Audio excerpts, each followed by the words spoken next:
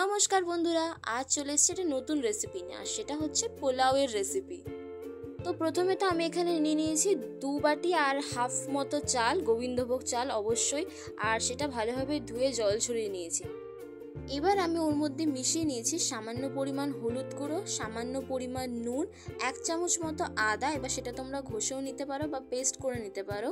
তার সাথে 8 চামচ কিংবা 1 চামচ ঘি, আমি 8 চামচই ঘি দিয়েছি কারণ পরে ঘিয়ের আরও ইউজ আছে। সেটাকে এবার ভালোভাবে মিশিয়ে নিতে হবে। মিশিয়ে নিয়ে 10 মিনিট, মানে 10 মিনিট রাখার কথা, কিন্তু আমি 10 মিনিটের বেশি রেখেছিলাম। তো তোমাদের যা ইচ্ছে এই বিষয়ে। চালটাকে ম্যারিনেশনের জন্য রেখে দেওয়ার পর আমি এখানে কাজু বাদাম আর কিশমিশগুলো ভালোভাবে ধুয়ে রেডি করে রাখলাম। এইবার আমি এখানে ইন্ডাকশানে পোলাওটা বানাচ্ছি। তোমরা যদি গ্যাসে করে থাকো তাহলে অবশ্যই লো আছে সব কিছু করবে, হাই পাওয়ারে দেওয়ার কোনো প্রয়োজন নেই।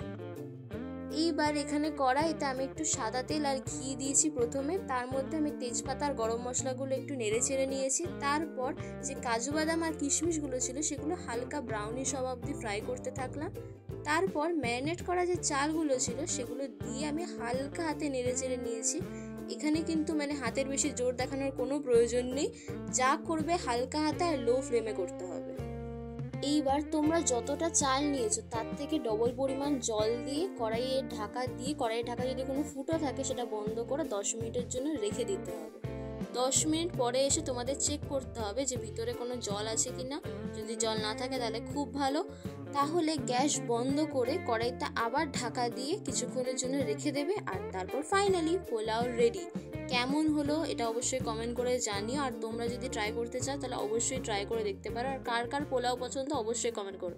টাটা।